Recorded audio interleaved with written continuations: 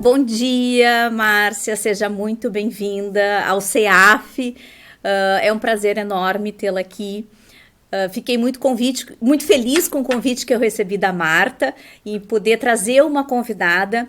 E de imediato me veio o teu nome para poder conversar um pouco contigo dentro desse programa que o CEAF está desenvolvendo, que é Mulheres na Liderança. Então, como eu disse, logo me veio o teu nome na cabeça, principalmente nesse agosto lilás, que nós também estamos gravando esse podcast justamente em alusão ao mês de agosto, mês em que nós comemoramos, então, o aniversário da Lei Maria da Penha. E acho que nós podemos falar sobre violência doméstica, sobre a Lei Maria da Penha, sobre violência contra a mulher e linkar com essa tua atuação dentro do Poder Judiciário e linkar com esse programa que é justamente de Mulheres na Liderança. Então, seja muito bem-vinda. Muito obrigada, Carla.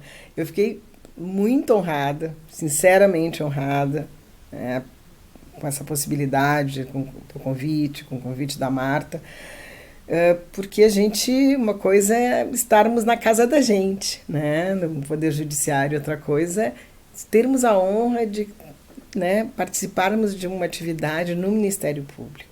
E ainda há pouco nós conversávamos a respeito das grandes possibilidades e de grandes amizades. Com certeza. Que se formam entre juízes, promotoras, promotores.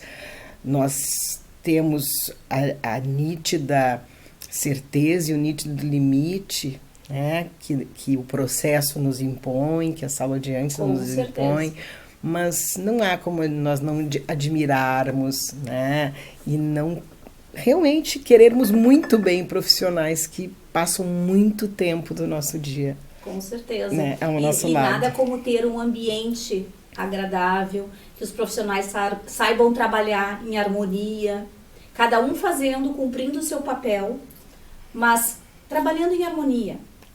Sim, porque o processo, o processo, sala de audiência, já são, por natureza, ambiente de litígio. Com certeza. Então, quanto mais harmônico do ponto de vista institucional, nós conseguirmos manter esse ambiente, é melhor para todo mundo. Com certeza, para as partes, para a sociedade, um ambiente de respeito. De respeito, consideração, empatia.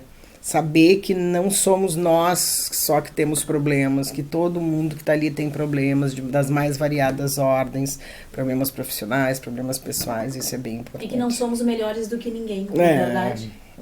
Isso é fundamental ter em mente, quando se está em uma sala de audiência. Mas, Márcia, me conta um pouco, então, dessa tua trajetória dentro do Poder Judiciário. Tá certo. Como é que começou? Quando é que tu começaste? Quando é que tu entraste? Depois eu quero que tu nos digas como é que tu foi parar também no juizado da violência doméstica. Então, eu entro para o Poder Judiciário como assessora do desembargador Nelson Oscar de Souza, que foi professor da Escola do Ministério Público. E o desembargador Nelson e eu tínhamos um gosto muito particular pela literatura. Então ele me dizia: certo, Márcia, nós queremos ler, mas para ler nós temos que comer. Então, vamos fazer o concurso, passar e ter as nossas bibliotecas. O desembargador mantinha uma casa como biblioteca e ele, agora durante a minha fala eu vou, eu homenageio ele diariamente, ele é o meu mentor profissional. Olha só, não sabia dessa tua mentoria, eu sempre admirei muito ele em sala de aula, a postura dele, o conhecimento. O Otávio Augusto, um expoente dentro do Ministério Público, o filho dele, enfim. E aí eu fiz o concurso, então, para a magistratura, sendo assessora dele. Quanto tempo tu trabalhaste com ele? Eu acho que 1 ano e pouco, porque ele disse para mim: Márcia, vai ter concurso para juiz. Tu vai passar, tá? Olha só que maravilha. Aí eu vi aquilo assim, a teoria do esquartejador, Tá, vamos por partes, Claro. Fui fazendo as provas que iam surgindo e realmente eu tenho método. Eu tenho muito método, né? Eu acho que o método me salvou, né? O método, boa memória, estudo muito. Fantástico. Né? E aí, trabalhei nas comarcas de Arvorezinha, Lagoa Vermelha, São Gabriel, fiz uma carreira rápida, assim. Em 5 anos eu estava em Porto Alegre. De que ano é o teu concurso? 94. Aí, 5 anos eu estava em Porto Alegre, aí vem o lado mulher, né, que a gente vem falar, né. Aí o meu projeto de ter filhos, né, tive meus 2 filhos, aí nesse momento parece que a carreira ela já não dá essa luz, assim, né. Sim. A carreira, enquanto tu tem filhos muito pequenos, né. Como é que tu conciliaste isso? Que é um exercício diário para as mulheres. Né? Não sei, a gente é a coisa da malabarista, né? E isso é uma coisa que a gente tem que saber lidar muito, né? E eu tenho notado que as gerações mais atuais, elas estão trabalhando muito com essa presença, né, do pai e com essa questão de que não se trata de ajudar, se trata de compartilhar um espaço de lar. Obrigação de ambos. Que, de alguma forma, eu sinto que nós conquistamos muitas coisas. Né? Eu passo, né? Minha mãe, ela foi uma mulher que viveu um movimento, né, de emancipação. A minha mãe pôde usar a pílula anticoncepcional. Né? Isso já é eu sou filha, então, de uma geração que já podia usar pílula anticoncepcional, meio assim, sim, né? Mas e as representações de família que eu tinha ainda eram representações do início do século XX, do século XIX. Onde, mesmo tu sendo uma mulher que trabalha, uma mulher provedora, tu tem que dar conta dos filhos. O filho não é problema. Claro. Isso acontece com muitas mulheres profissionais. Com certeza. Da nossa geração. Esse malabarismo, tu achas que tu ainda tens que fazer até hoje? Não. Hoje eles estão grandes, sim, né? Sim. Mas, sim. Sim. Né? Por questões particulares, sim. Mas eu vejo isso, tá? Mulheres jovens entrando na carreira e tendo essa coisa, gente, já não é nem mais a minha geração. Ainda tendo dificuldade. Ainda tendo essa preocupação. A gestão, né? O cuidado, isso aí rende muito, né? Nós somos eternas cuidadoras. Exato. Então, bom, vou voltar para minha, porque senão eu me perco, não, né? Tem muita... Não, com certeza. A gente vê isso no nosso dia a dia, com colegas, com filhos menores. Eu já tenho uma de 20, né? Mas então já passei também por toda essa fase que tu enfrentaste também em um determinado momento da carreira, eu também já passei. A questão da culpa. Que a mulher culpa feminina direta, gente. Infelizmente. Não, e quando a gente fala em ser cuidador, não é cuidador só de criança. As mulheres são cuidadoras universais. Quando nós vamos fazer audiência de violência doméstica, eu já pulo um pedaço da minha trajetória. Claro. E aí nós temos que aquele cidadão que está preso, ele tem medida protetiva, ele não vai voltar para casa da ex-mulher, ele vai voltar para casa da irmã, para casa da mãe. São mulheres que vão acolher. Que voltam a cuidar, né? Que voltam a cuidar. Então, sabe, tem muita coisa aí que... Quando os pais envelhecem, né? Quem é que, de regra... a filha... E tinha mais. A filha mais velha, historicamente, não casava, ou casava e recebia a casa dos pais com o ônus de cuidar desses velhos. Claro. Não casava e justamente por isso, muitas vezes. Então, meu Deus, assim, pensar na história das mulheres, né, é fundamental para a gente entender o nosso cotidiano. Claro. Quando tu entraste na magistratura, tu já pensavas nas histórias das mulheres? Tu já estudavas? Não. Eu não tinha nem assim... Eu gostava muito de literatura. Eu sentia já... Porque eu entro para a magistratura quando não existia a Lei 90/99. Sim. Então eu tratava, eu tratava dos delitos que hoje são os delitos clássicos da violência doméstica na sala de audiências, as mulheres me pedindo, pelo amor de Deus, doutora, não condena ele por ameaça, porque esse dinheiro vai sair da caixinha da casa. Claro. Aí entra a 90/99 e nós passamos a trabalhar com a cesta básica, que foi que nos quebrou ali. Com a conciliação, com a reconciliação. Se já existia uma tendência que eu nunca adotei, né? Eu acho que assim, eu digo isso com muita felicidade, eu nunca reconciliei um casal.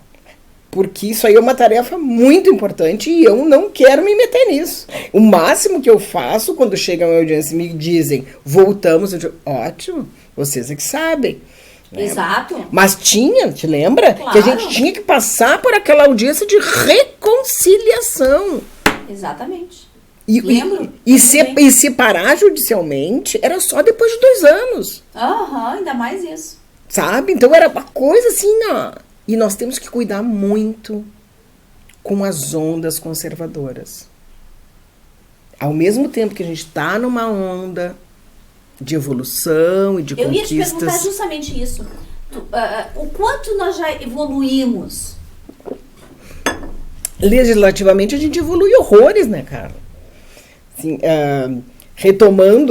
de alguma forma retomando a minha biografia, e aí aproveitando para falar na evolução, eu vou fazer o meu mestrado, eu tinha passado por uma vara de violência doméstica, eu tinha passado por um projeto de vara de violência doméstica, em 2007. Aí, nessa época eu estava na corregedoria, não me classifiquei, saio da corregedoria e vou fazer meu mestrado. Sim. Em busca do meu sonho de estudar literatura brasileira, Machado de Assis, em homenagem ao desembargador Nelson, não em homenagem, como tem uma mentoria. Se o teu mentor te diz Machado é bom, eu fui estudar Machado. Bom, aí pro Machado eu fui pro óbvio, né, que era Dom Casmurro. E levei um laço. Porque... Esse teu lado eu não conhecia. Sim. Eu nunca tive a oportunidade, né, Márcia? De assistir o sarau? Não, ainda de trabalhar contigo primeiro. O sarau eu tive a oportunidade. Eu assisti, depois nós vamos falar um pouquinho dessa tua experiência. Porque pra mim foi uma surpresa, foi surpreendente assistir aquele sarau. Eu nunca tive, então, a oportunidade de trabalhar contigo, mas já ouvi muito do teu perfil, da tua atuação em sala de audiência, da tua sensibilidade. Ai, coisa boa saber disso. Não, já ouvi só coisas boas de ti. Ai, coisa felizmente, boa. De colegas assim que estão ansiosas para ouvir esse podcast. Em primeira mão, eu diria, que já tiveram a oportunidade de trabalhar contigo. Eu costumo dizer, né, gente, Carla, que a sala de audiências é o espaço da história. É o espaço onde pessoas que talvez nunca tenham contado a sua história estejam ali, narrando. E eu tenho que respeitar esse momento como um momento solene. E Machado de Assis, fez tu mudar um pouco claro que a tua postura em sala de audiência? Me fez mudar minha postura diante da vida, diante do direito. Porque o Machado, na verdade, ele tu vai ver ele se referindo aos bacharéis, e aí tu vai seguindo ali, e quando tu vê, tá dizendo assim, ele tá tirando sarro da minha cara. Ele tá dizendo, olha que ridículo que isso é. Entendeu? Porque basicamente os acadêmicos da época, né, eram aquilo que não pôde ser nobreza, né? Então os acadêmicos eram muito criticados. Não é troco de nada que médico e juiz usa anel e é chamado de doutor. Então o Machado me puxou o tapete. Ele me diz assim, menos. Com certeza.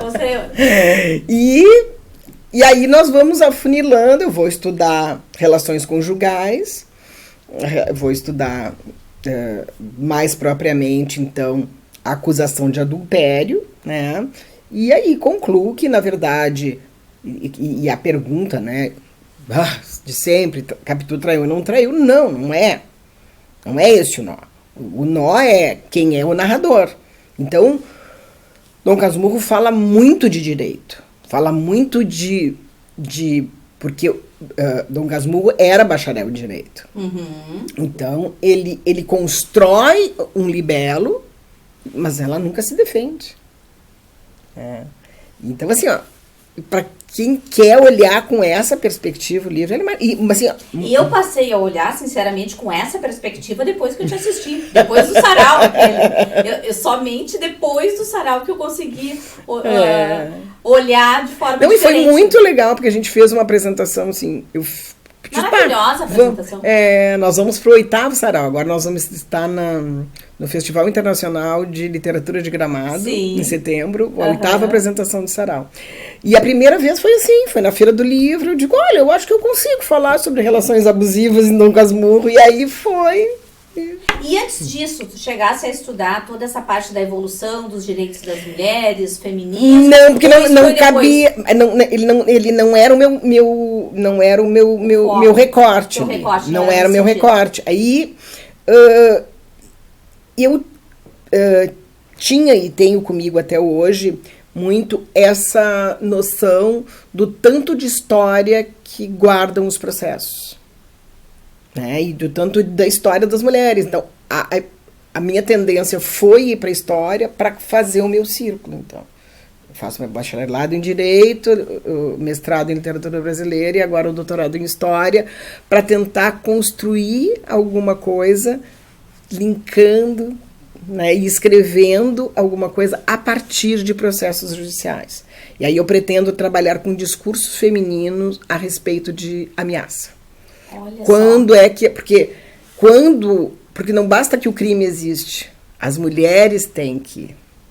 Então, assim, hoje eu cheguei nos processos, não sei se vou encontrar alguma coisa na década de 60, possivelmente não, os de 50 eu não encontrei nada. Né? Fiz como foco Pelotas, porque eu quero trabalhar com comunidade negra também, né? Então a gente tem muita comunidade negra em Pelotas. Década de 50 eu não encontrei nada. 60 eu vou tentar e devo ir até a 90. Né? Pensar sobre como, porque... Então o teu estudo atualmente, eu sei que tu és doutoranda em história, certo? Isso. Mas assim, com viés no gênero. Um viés no gênero. Um viés no gênero. Mulheres, se eu fizer um recorte assim, minhas pesquisas, mulheres, delitos de ameaça, Pelotas, e devo ir de 60, não sei se eu vou encontrar alguma coisa, porque são muitos processos, eles estão separando aos poucos para mim, né, de 60 a 90. Então, ver como é que esse delito, que é um delito que nasce para proteger a nação, porque antes era ameaça à nação, ameaça ao patrimônio, passa a ser um delito que trata da vulnerabilidade feminina. Claro. E aí eu digo, nós temos, então, nessas construções todas, o que eu costumo chamar de um refinamento legislativo. Nós viemos numa legislação, antes do Código de 1830, em que mulheres eram mortas pela mera alegação de adultério, né, segundo as ordenações filipinas. Então, nós vamos refinando, a ponto de ter, o ano passado, então, a perseguição, o delito de perseguição, violência psicológica, a ameaça, né, enfim, de novo, né, e esses delitos que são o start, né, são o start. Exatamente. Nós tivemos recentemente a inclusão desses delitos, né, dessas condutas na legislação penal, quando a gente sabe que isso aí já existia há muito tempo. É que precisa essa coisa da maturação, né? A legislação, ela vem como bom, existe e temos que tratar disso. Como vamos tratar? E qual seria a contribuição das mulheres, então, para nós chegarmos, por exemplo, até a criminalização desta conduta, de violência psicológica, por exemplo? Tu atribuirias isso ao papel da mulher, a uma contribuição grande das mulheres, para que nós chegássemos até aí? Essa é a base do meu estudo também. Tá? Como os movimentos feministas como os movimentos feministas acompanham e influenciam, influenciam as mentes femininas e a evolução legislativa. Porque nada vai separado, né? Quer dizer, a gente tem que ter... E desses movimentos feministas, assim, o que teria te marcado mais ao longo dos anos, né? A gente sabe mais ou menos quando começou, mas dessas conquistas, o que mais te marcou de todo esse processo? Olha, assim, ó, no Brasil, né, se a gente for focar no Brasil, eu acho que o Estatuto da Mulher Casada, o direito ao voto. Por quê? Porque essas questões, elas tratam da capacidade feminina. Nós éramos vistas como incapazes. E isso tem muito a ver com o que nós estamos falando hoje. Nós começamos, né, com este programa de liderança. Até bem pouco tempo nós éramos vistas como incapazes. Jamais poderíamos imaginar uma mulher em posição de liderança. Hoje nós temos a presidente do tribunal, uma mulher fantástica, maravilhosa, que está numa posição de liderança, de destaque. Quando que nós iríamos imaginar um tempo atrás que nós teríamos uma mulher como presidente do Tribunal de Justiça? Sabe, o meu concurso, né, em 1994, as primeiras 4 candidatas aprovadas foram mulheres. E já deve ter sido uma surpresa na época. Sim, tanto que foi matéria, 28 anos, matéria de jornal. O Caderno Dona queria fazer uma entrevista comigo para saber como era ser mulher, né? E na época eu não quis, né? A Azaleia, que era uma marca de calçados, queria que a gente fizesse uma campanha de Então, assim, ó, eu devo ter sido a segunda mulher juíza da minha comarca. E sabe que eu acho, Carla, que eu estava tão imbuída naquilo que eu estava fazendo que eu não me dei conta do significado que aquilo tinha, sabe? Para mim, eu estava mas foi muito duro. Mais tarde tu te deste conta do que Sim, mais tarde na comunidade, uma comunidade pequena, minha primeira comarca e tal, né? E eu costumo contar, né? Eu morei num hospital um mês, porque não tinha casa para morar. Então, imagina, morando num hospital, transitando a pé pela cidade. Quem é essa mulher? Quem é? Eu era uma moça de 28 anos. Exato. Né? Então, a gente faz coisas que a gente não imagina a repercussão que tem. E quando a gente fala em liderança, em importância feminina, tem uma coisa que eu acho muito importante e que eu trabalho muito em sala de audiência, que são essas vozes que nem todo mundo escuta, né? E traz um exemplo. Uma mulher de periferia que trabalha, que geralmente elas trabalham em empresas terceirizadas, de colocação de mão de obra, e o marido bebendo, ela sai, ou pede uma medida protetiva, ele sai, e ela segue, ela consegue seguir. Essa mulher, dentro da comunidade dela, ela não é invisível. Essa mulher, dentro da comunidade dela, ela vai fazer a diferença. Ela vai irradiar esperança. Então, fortalecer em sala de audiência... essa mulher... né, que poderia ser invisível ali para nós, é mais um processo. E dizer para ela, eu costumo dizer, a senhora é muito importante. Como é que é esse teu dia a dia? Esse trabalho com mulheres, né? Tu trabalhas com violência contra a mulher, com violência doméstica e familiar. E como é que é esse dia a dia em sala de audiências? Eu acredito que, com certeza, tem dias que não devem ser nada fáceis. Não. É assim, ó. Além disso, eu tenho, do trabalho em sala de audiências, eu procuro afinar o meu discurso. Para afinar o meu discurso, eu procuro circular muito em ambientes que não necessariamente são os meus.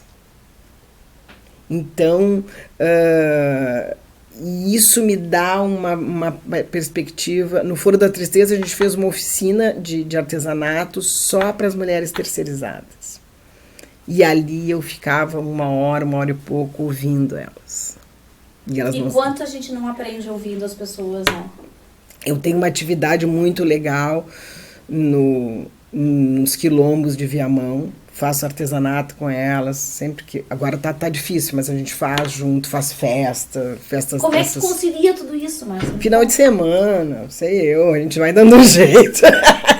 Porque eu sei que a tua rotina de audiências é... Pois então, e aí isso me traz uma compreensão, né? Porque eu já tive, né, situações de profissionais que trabalhavam na sala de audiência. Uma vez eu fiz uma audiência e aí a pessoa dizia assim que ela e o marido trabalhavam nas lojas Marisa, da Voluntários da Pátria. E eu queria manter uma distância entre eles. E a pessoa que estava comigo dizia, mas como? Se eles trabalham na mesma loja, mas tu nunca foi na Voluntários da Pátria? Tem várias lojas Marisa, entendeu? É isso, é compreender onde é que tu vive. Empatia, como tu falaste. Empatia. Se colocar no lugar do outro e ver de que forma que tu pode... Sabe, sair da tua zona de conforto, entender um pouco quem é esse jurisdicionado. Hoje a gente tem feito, assim, cara, ali na VD a gente está conseguindo fazer, assim, ó, aqui vai meu agradecimento, assim, muito sincero. Né, ao doutor André McDonald, ao doutor Luiz Fernando Coppetti, né, que especialmente nesse momento abraçaram a nossa empreitada de fazer uma abordagem concentrada. Nós estávamos fazendo audiências virtuais e desde abril começamos a fazer... O doutor Gustavo, da Defensoria também, né? Não posso deixar de agradecer a ele. Fazer audiências presenciais e concentradas. Nós chegamos a fazer 25 audiências por tarde. Instrução, debates e sentença. Maravilha. Porque a gente ficou com muito resíduo. Muito resíduo. E resíduo que prescreve muito rápido. Exato. Então, assim, ó, criar fluxos, criar entendimentos. E assim, eu estou abençoada. Que maravilha. Estou muito feliz também de ouvir isso que tu falaste sobre os colegas. E assim, ó, dessas tuas tardes de audiência, qual a tua sensação quando tu termina uma tarde de audiência? É de alívio? É de satisfação? É de tristeza, felicidade? Por mais uma tarde... Sabe o que eu acho, cara? Bom, é de alívio... Não é de alívio. Agora, pensando bem, assim, não tem como a gente ficar aliviado vivendo na maior crise eu estou vivendo uma crise a crise econômica que na minha existência de 56 anos eu nunca vi. Essa crise está criando uma litigiosidade muito grande e essa crise está criando para nós uma legião de zumbis. Zumbis tomados pelo álcool e pelas drogas.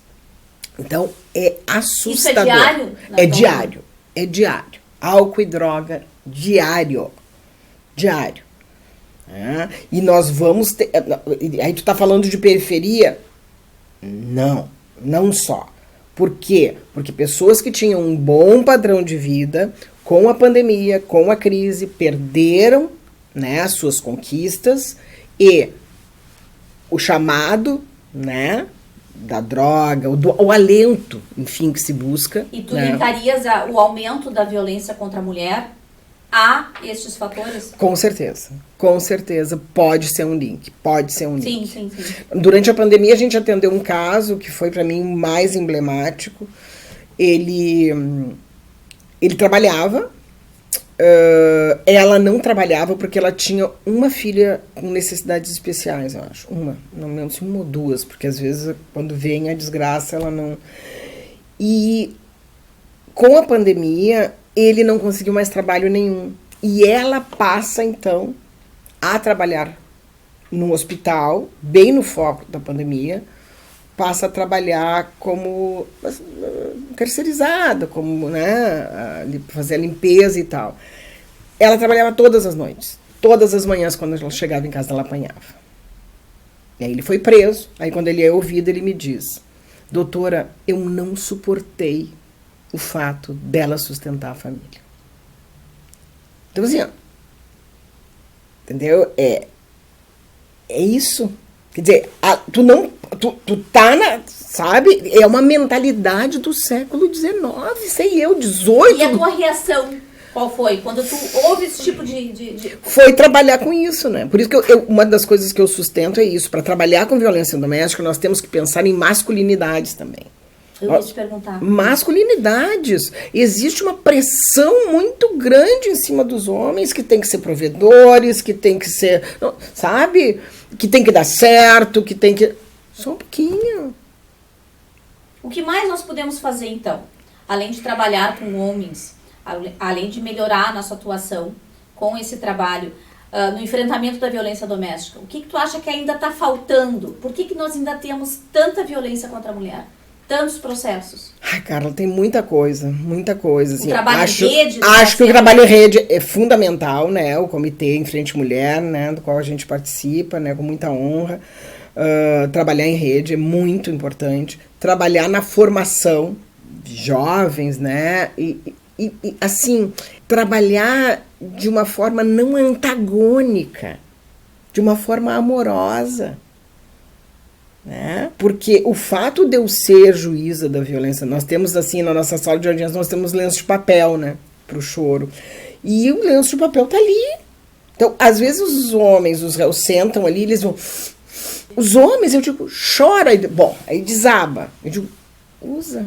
Eles não têm coragem, às vezes, porque como se aquele espaço fosse... Não, aquilo ali é um espaço de tristeza. Tem bandido, claro que tem bandido. Tem bandido, como que chega lá e tanto faz, e ele vai negar até o fim. Mas tem cara que diz, doutor, eu fiz uma bobagem. Eu não tinha um antecedente na minha vida. Eu bebi, eu bati. Né? Digo, bom, sinto muito. Mas assim, desabam chorando. E eles conseguem identificar que essa mulher, que é a companheira, estava realmente vivendo em uma situação de violência, estava por muito tempo? Ele consegue identificar o que a gente chama de ciclo da violência? Teve um que foi bem interessante. Assim, normalmente não, eles se focam no ocorrido. Teve um que era muito interessante, que ele era um ciumento patológico. E ele me disse, doutora, eu não consigo ir ao banheiro. Eu tenho que ficar controlando ela. Aí eu disse para ele, o que o senhor tem é uma doença e ela se chama síndrome de Otelo. O fato de eu dizer para ele que eu entendia ele, que a doença dele tinha nome, sabe? Eu digo, o senhor vai procurar atendimento. Fala um pouquinho para nós dessa síndrome de Otelo. Para quem está nos ouvindo, vai nos ouvir. A síndrome de Otelo é a síndrome do ciumento crônico, né? Porque o Otelo, o Otelo, a gente tem que fazer uma leitura, né, do Otelo, mas basicamente o Otelo, ele buscava pistas, né? Ele se coloca à disposição do pensamento ciumento. Entendeu? A Desdémona ela estava, como diz o outro, na dela. Sim, entendeu? Sim. Mas o pensamento ciumento toma conta da cabeça e rege os atos. E a vida se apropria dos ciumentos. Porque numa relação de poder, como ele tinha, né, com o Iago rouba o lenço de Desdémona e coloca no quarto do Cássio. Sim. Né, que era rival do Iago. E aí ele consegue. Então é poder, o ciúme, o poder. Exato. Isso é muito interessante. Né? O Otelo junto com Dom Casmurro, Sonata Kreutzer, que também é outro romance da prateleira dos romances de ciúme universais. São Bernardo e Leite Derramado são as nossas escolhas para o sarau, né, que tu assistiu. E que está na página da Coordenadoria da Mulher, o sarau na íntegra, para quem quiser assistir. Ótimo. Não, Márcia, eu fiz uma série de perguntas aqui para uma espécie de roteiro, mas o nosso papo está fluindo tanto que eu eu quero voltar para o comitê, quero voltar para o sarau. Eu falo. Voltando um pouquinho para o comitê, esse do qual eu também faço parte, mas estou há bem menos tempo do que tu. Do início lá, do lançamento desse comitê até hoje, o quanto nós já avançamos? De que forma que esse comitê está interferindo na vida de muitas mulheres, está interferindo no enfrentamento da violência contra a mulher, da violência doméstica e familiar no Estado? Olha, a começar pelos braços do comitê, né? Quando eles criam linhas de ação, né? Tornozeleira, ação nas escolas, prevenção. Agora me faltam a tornozeleira, monitoramento, prevenção, informar, prevenir. Mas são 5. Escolas, grupos reflexivos. Grupos reflexivos. Então, assim, funciona, não tenho a menor dúvida, né? Porque a gente consegue trabalhar em rede, e trabalhar em rede é a base da Lei Maria da Penha. É um trabalho em rede, e por isso que, às vezes, um profissional que trabalha com violência doméstica, ele tem que ter, né, e é o caso da Madiele, lá no juizado, ele não precisa, né, e não deve estar integralmente em sala de audiência. Ou eu também, eu não estou integralmente em sala de audiência. Nós sabemos que o nosso trabalho ele vai muito além da sala de audiência. A Madiele também é um exemplo para nós, né, de liderança do juizado, né? Ela está há muito tempo a Madiele é vocacionada. Ela é vocacionada, sabe? Essa é uma das perguntas até que eu tinha colocado aqui no nosso roteiro. O que te faz permanecer tanto tempo, o que te faz fazer esse trabalho, atuar no juizado da violência doméstica? Pois então... Que deve ser na linha do que impulsiona, do que faz a Madiele continuar lá há tanto tempo, né? Porque é um trabalho desgastante. A gente sabe. Eu sei porque para os colegas, para os promotores de justiça é um trabalho desgastante. Bom, primeiro porque alguém tem que fazer, né? Exato, com certeza. E eu acho que neste momento, eu fico pensando, que bom que seja eu. Né? Que bom que... porque eu acho que... Essa questão do humanismo que a arte desperta, né, a empatia que a literatura proporciona, me torna, de alguma maneira, uma juíza que tem um olhar um pouco... Se tu for ver as minhas sentenças, eu não tenho, assim... Eu procuro analisar o nó ali na sentença. Sim. E o nó, eu trabalho ele em parágrafo 2. Claro. Mas, assim, eu consigo... fazer isso. Eu posso dizer com todas as letras que esse é o trabalho mais desgastante que eu já fiz na minha vida. Mas que também te traz satisfação. Mas que me... É como se eu estivesse correndo uma maratona diariamente. Tu te recordas de alguma audiência que tu tenhas terminado e ao final tu tenhas te sentido muito feliz por aquilo que tu fizeste? É que não dá pra gente se sentir feliz, Carla. Mas eu digo feliz no sentido... É satisfeita, talvez. Mas eu digo feliz, assim, no sentido de eu fiz a diferença pra esse casal. Esse caso que eu te contei, é que eu não gosto de ser piega, sabe? Tá bem. Eu não gosto assim, porque eu acho assim, as histórias que a gente conta não podem ter esses refletores que eu tô vendo agora, eles não podem estar voltados para mim. Eles têm que estar voltados para quem é invisível, né? Mas eu sou né?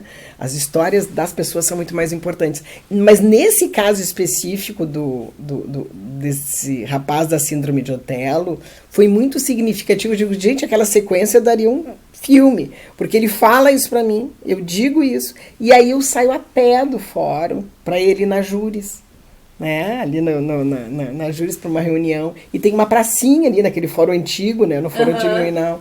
E tava o casal e a menininha ali. Eles estavam embalando ela num balanço. E ali eu vi que talvez a compreensão da doença dele, porque eles estavam realmente, eles não sabiam que eu ia passar por ali. Eles não tinham feito. Então, foi um dos raros casos que eu entrei na privacidade. Que eu olhei de longe a privacidade. daquele casal e vi que eles queriam estar juntos. E que eles estavam procurando uma solução. Claro. Então, aquele caso ali, pra mim... E a gente sabe também que em muitos casos, o que a mulher quer é isso, né? Ela quer a solução. Não necessariamente se separar. E aí vem o pensamento mágico, né, Carla? Às vezes elas dizem, doutora, dá uma ordem para ele parar de beber. Não. Né? E isso também é uma coisa que nós temos que trabalhar. Né? Não é o juiz, não é o padre, não é, né, a mãe de santo, não sou, né, não é o pastor, sabe, o delegado, a delegada, que vai dar uma ordem.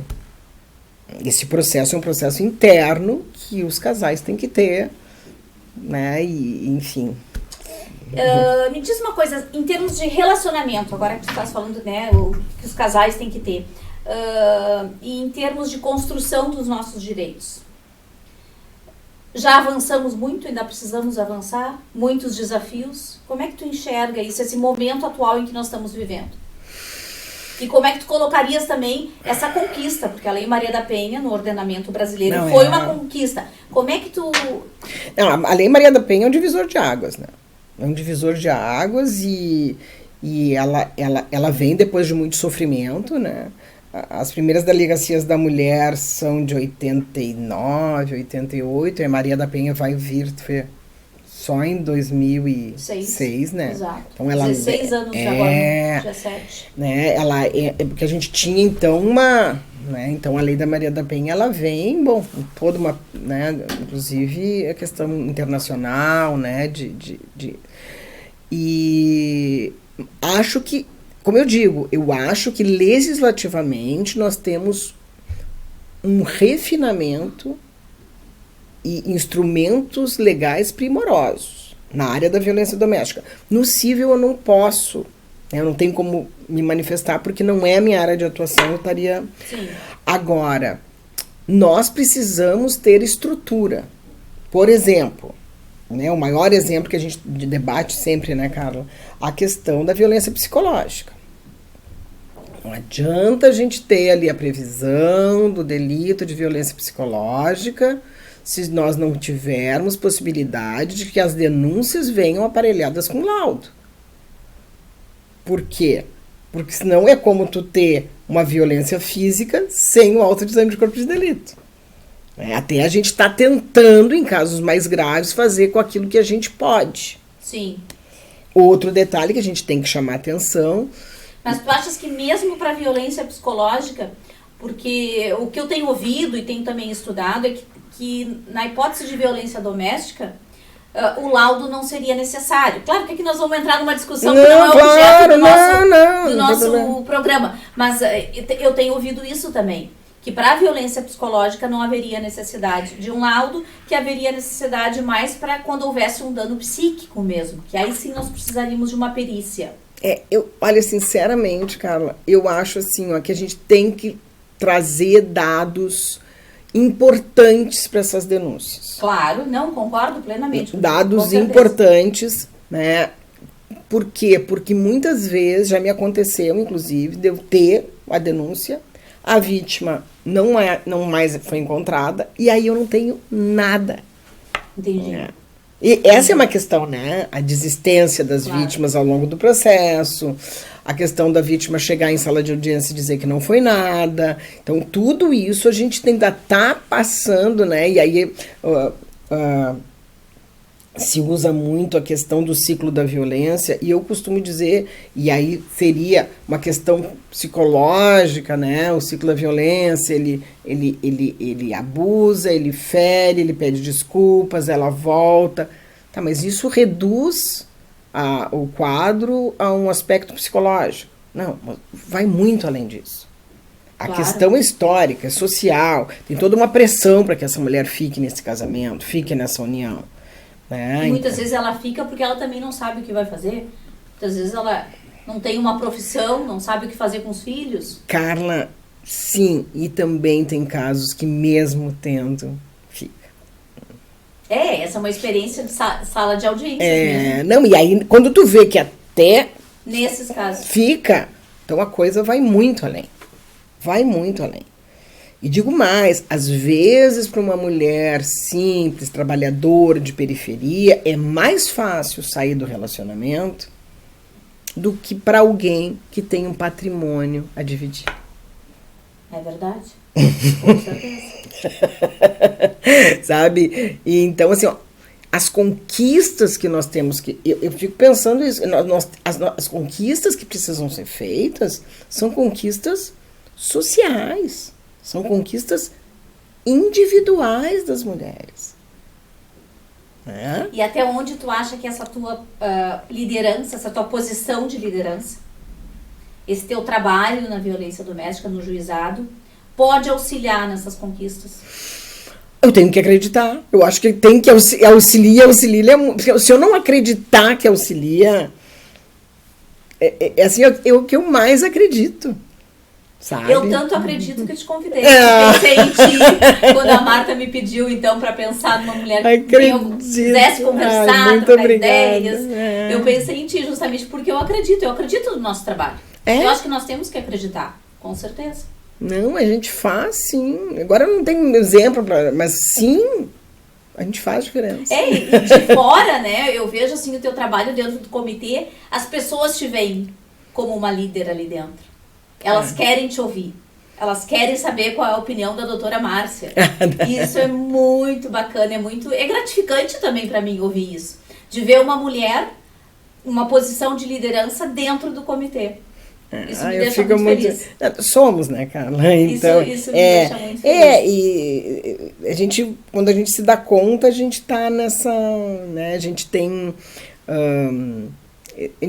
esses bônus, né, que tem o ônus que é, bom, e como é que tu faz com a tua vida? Bom, minha vida tá indo. Tá indo, é verdade.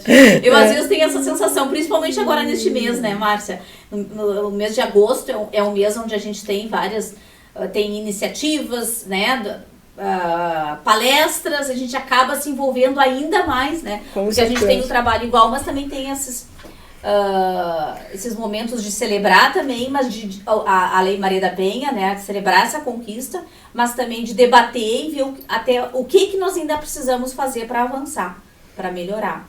Mas eu acho que eu vou ter que pedir outro podcast para a Marta. Vou ter que pedir para os nossos queridos servidores aqui do CEAF já para organizar outro, porque faltou tempo. Eu vou continuar com as minhas perguntas aqui, né? Tanta coisa que a gente podia falar ainda.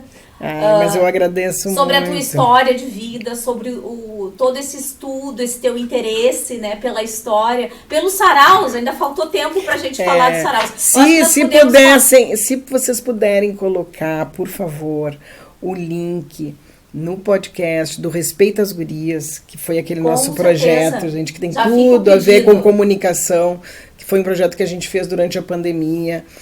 São spots que foram veiculados por todo o Brasil, com 30 milhões de acessos, né, com histórias reais, né, de mulheres, as próprias mulheres falando alguns minutinhos assim sobre abuso psicológico, enfim. E dos saraus também, né? Porque eu fui lá, eu recebi o convite, não esperava ver tudo aquilo, não esperava ver toda aquela tua performance, aquela tua atuação. Eu saí de lá diferente, Márcia, saí. Foi muito legal mesmo. Que legal. Mas foi muito legal também, assim, obrigada. Esses nossos momentos aqui de entrevista, de podcast. Fico realmente muito feliz, grata a Marta, que me deu esta oportunidade de conversar com uma mulher como tu, com toda essa tua bagagem, com toda essa tua história dentro do Poder Judiciário, dentro do trabalho, assim, com mulheres, né?